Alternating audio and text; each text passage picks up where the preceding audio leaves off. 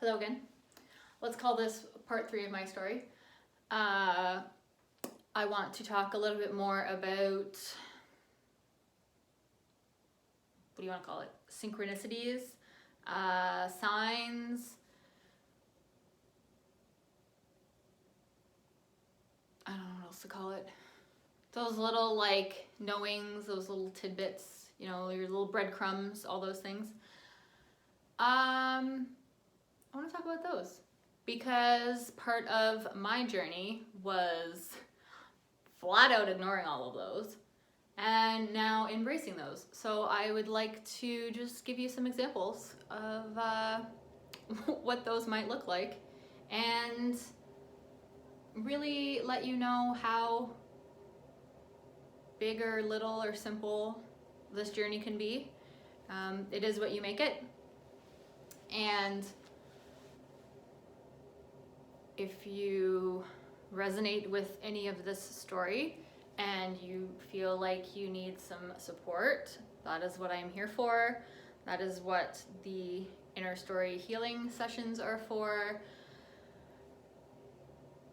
For you to just really get in touch with yourself, that capital S self, your higher self, your inner self, your all-knowing wisdom, and really live your path and live your purpose, live your truth. So, super embarrassing, but I mean, we're here now. Totally was one of those people who had lots of car accidents. Looking back, I can now that I've removed myself from those situations and can look at my life with a broader lens. I can see where each of those experiences was actually meant to be, I'm gonna call it the universe.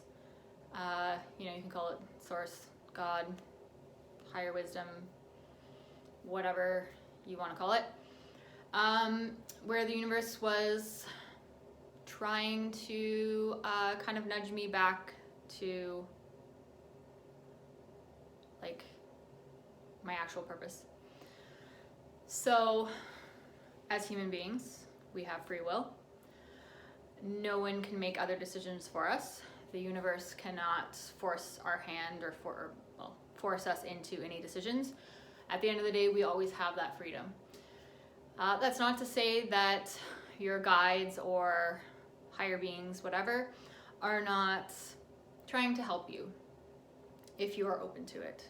When you're not open to it, it can look like you going somewhere that you probably shouldn't be going, or no doesn't make you happy, or who knows what.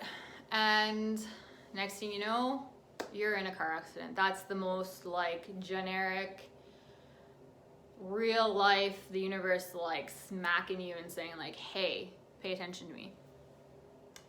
So you don't pay attention. Why would you, right?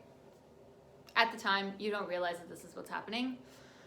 You're so in your life, you have no idea that these are little signs. You have no idea that things are wrong for you, right? You just think it's right. You're doing things right. So that's a big one. I developed a lot of pain, chronic pain, in my back. I mean, you can certainly look up or talk to certain chiropractors, professionals and stuff like that about the connection between energy, emotions, and physical pain. So those are a good one. Started to develop a lot of that. And on this journey of self-discovery, or ignoring my self-discovery, just living my life, checking boxes, car accident, pain, car accident, pain. Obviously, you just assume that the pain is associated with the car accident. Not to say some of it's not. However, when it lingers and it's chronic, there is a very good chance some people can believe this, some people can't. If you don't believe me, don't listen. that chronic pain stays with you as, again, a sign of something that you have to release or something that you need to work on, some sort of universal guidance. And so as I continued on this like yogic path of mine, you know, learning a little bit more about myself, little tidbits here and there, I started to really notice, as people told me more, some of the connections between some of my experiences and some of my pain points. Very interesting connections between low back pain, shoulder pain, and just what they can mean for you mentally, emotionally, spiritually, past life, anything like that. And it's just a really interesting journey. So here I go, continuing like ignoring these things more or less. And then I really realized, you know, I need to change things. I'm like super unhappy and stuff needs to start changing. So 2017, still keep in mind, like this has been like a very long time. So I'm not expecting you to like realize all of these things overnight. I just, if anything resonates with you, hold on to it.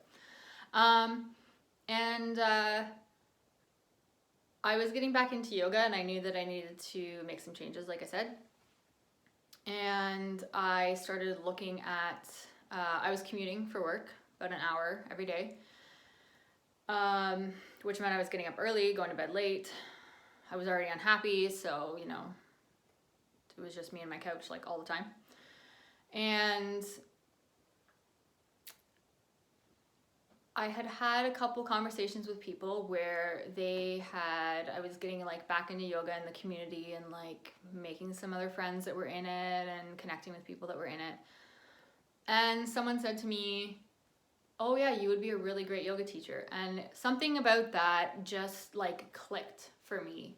And this is a take it or leave it thing, right? You can choose to let that click be a sign for you, or you can choose to, yeah, sure, whatever. And so I started to look into it a little bit. I started to pursue that idea. And in pursuing that idea, I came up with nothing. I didn't think I could take time off work. I didn't feel comfortable doing it. It was super expensive. None of them really sounded all that exciting to me. And it was just kind of like a big bust. But I said to some friends about it. And lo and behold, I'm out having fun, you know, so I'm in a great headspace with my cousins. And next thing you know, my friend tells me that she's nominated me for a scholarship and I have to write them an email. So I drop everything in the middle of like the CNE, like the X, you know, like super huge. And I sit at a picnic table in the food court and I start writing this email about why I deserve a scholarship to a yoga teacher training. And it happens that the yoga teacher training is like half an hour away from where I live. It's on the weekends. And if I got a scholarship, it would be either like half price or nothing. And I just knew that I had to do it. So I stopped everything, wrote this email, and got a scholarship. Thank you, universe. And then I started taking it. Again, the back pain, all the things. It was like awful, painful. I was still unhappy. But I finished. Some terrible things happened around the ending of our teacher training. Big life-altering things in some other people's lives. Really changed the course of my life as well. And it was just, it fits on the path of changing your life. I've like lost my train of thought. So cue this like yoga teacher training finishes, cue a death to a best friend, and like could you get any bigger signs than that? And I had to make a bunch of changes in my life, like revolving around that. And then that allowed me to explore myself even more. That kind of forces a lens on your life that you might not have had otherwise, right? That really like brings things into perspective. So shortly after that, things didn't always go well, but I made changes and a lot more things started to click. I found myself with a super supportive, caring partner. I found myself moving to what was at the time closer to work. I found myself really supported, like in a really supportive environment with friends. And through finding my person, I also started making new connections with new friends, a lot of who had very similar interests to where my interests were now going in this like spiritual path. People that I could talk about things that I only had like one or two people previously that I could really talk about with. But now friends were like more interested in it, other people were more interested in it, and I could just kind of like pursue that path a little bit more, right? Like talking about it, looking into it, meditating with people, like everyone was just a little bit more interested in some of this stuff. So it all allowed me to learn a lot more, and it allowed me to kind of pursue that interest. So those are some like tiny little check marks, right? Like little things that you can choose to think about. And then I got really sick, right? Which I was kind of aware of like it happening, but wasn't ready for a mass change yet. But again, sometimes the universe forces your hand. You have your free will, but at some point your hand may be forced, and that was my hand being forced, was me on the floor for 2 months straight, and then I could move around a little bit and stuff. But that forced me to quit my job, that whole like career path, and really focus on what I needed and what I wanted. So I was able to start a business of my own, that I could do from the floor with a computer, and that was it. And I was able to really pursue healing. Big thing. And I was able to pursue teaching yoga more. I felt like I couldn't do that while I was working. And in teaching yoga more, I got to spend more time in some of those really safe, secure places where I felt comfortable exploring that more like spiritual world. And through all of that, things just, again, they slowly started to click, right? I was starting a business. The friend needed the support of that business. That just kind of worked out like, hey, that's cool. Let's do that. Then, other things, I needed to teach yoga.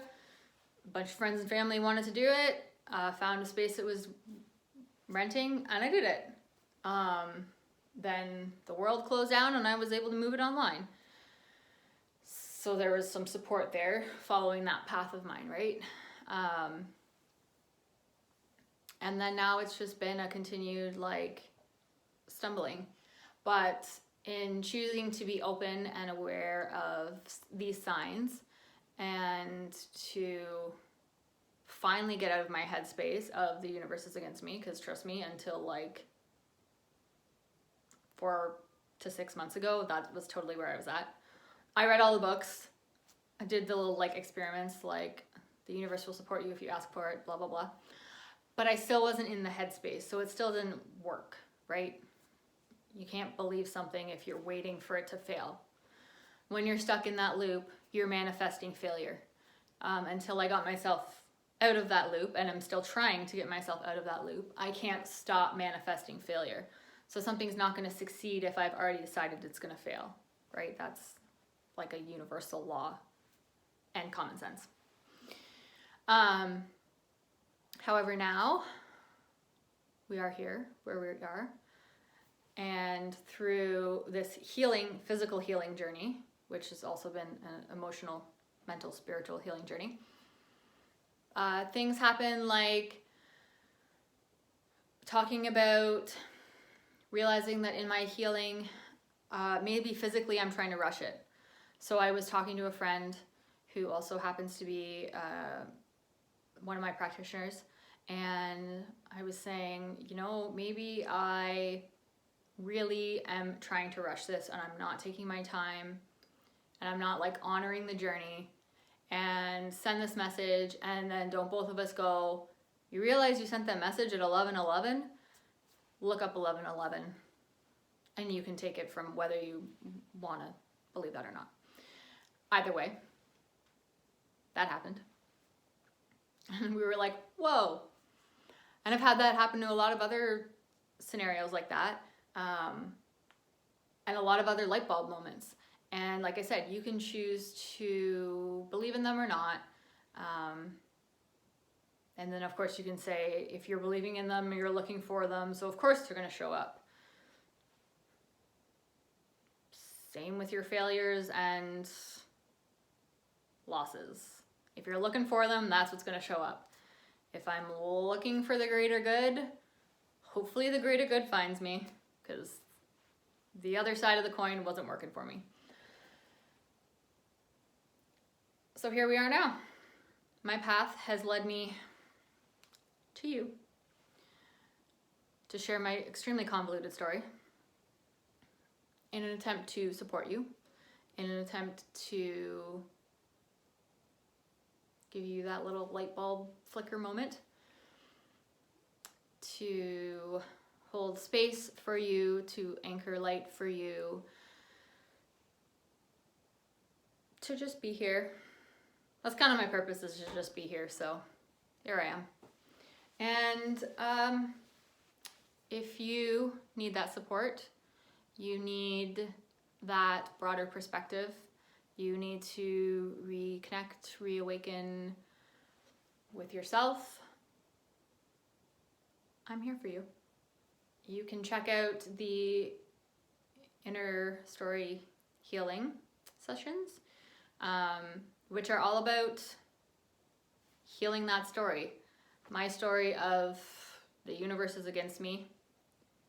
If I'm always waiting for that other shoe to drop, that other shoe's going to drop. Until I can heal that and release that, and release all of the outcomes of anything that I do, the universe is always going to be against me, because that's what I'm asking for. That's the energy that I'm putting out. So now I am putting out a different energy. I want to succeed. I want to help you succeed.